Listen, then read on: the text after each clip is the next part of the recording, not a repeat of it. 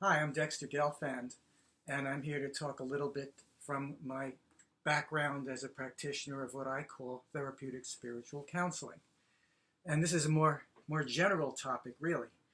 But what we're talking about, what we're all interested in, is how we can be all that we can be, how we can be more capable, access our abilities, our intelligence, our wisdom, our perceptions, and all our perspectives. And the key to this, I think, is understanding that our minds are really very fractured things. They're very compartmented. We set aside sections of our existence and we separate them. We're all walking around with, at any moment, any one of many personas that we have can pop up. An attitude, a me that we become in response to certain particular situations or encountering certain people. These are all separate, okay? Different parts of our life we compartment. Oh, that was when I was in high school. This was when I was in the military. Yeah, but that was back when I lived in this place. We compartment by times and places and events, uh, jobs, activities, our different states of mind, our different attitudes in different times and places of our existence. And we also have a lot of things that we're trying not to think about, that we like to forget. And so that's a form of compartmenting also. We're separating out, distancing, walling off. And so at any given moment, we only have the small little compartmented perspective that is in this moment according to how we're feeling and what's going on now. So we're the opposite of integrating all these things. We're disintegrated.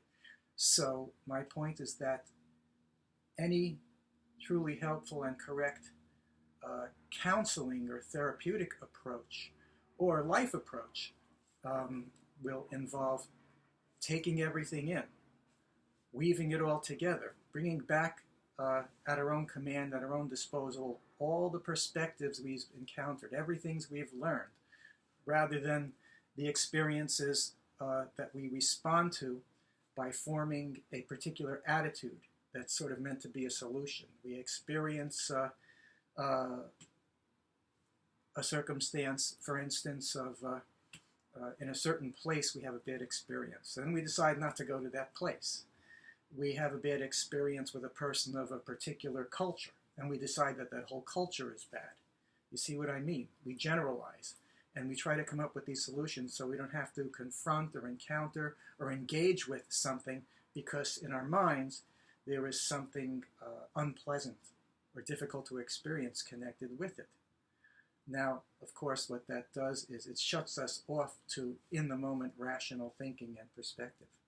We have quick, easy, knee-jerk answers to a lot of things, what we will consider, what we won't consider, what's okay and what's not okay. So we would all benefit from not being blinded and filtered by these attitudes and by these personas and by these solutions we've come up with to wall things off and compartment things, to distance ourselves from something that we don't want to be now or experience now or is unacceptable in a given environment. But any truly helpful therapy that will help us grow and gain more capabilities and have our full experiential knowledge at our disposal to evaluate and analyze and see things in a more rational way and be more effective in how we handle life, then we want to have every conceivable bit of our life experience at our disposal. So that does include processing whatever we need to process that in the time that it happened was overwhelming or inexperienceable, and kind of catch up, be able to go through these things at whatever pace our spiritual compasses will present this material to us, and take it all in consciously, okay? Anytime we've made a decision that as a solution, that rather than thinking something through in relation to a given field or activity, to just come up with a, always do this or always don't do that, instead of being in the moment, because every situation in life is unique, okay? Every experience is unique, every moment is unique. So to be in the moment and make good conscious decisions, taking into account things that are relevant and separating out things that are not relevant to the moment, we need to have all our consciousness at our disposal. The more of our existence we can access and think with and include in our perspective, the better we can handle life, the more we can accomplish our goals, the bigger and better we can be.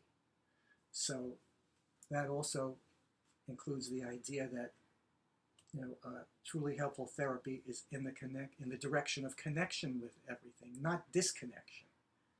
Bring it all together, integrate all the experience and information and studied materials and thoughts and all the experiences. So the more we can regain access and bring together into one main thought bin, for lack of a better term, the more capable we become.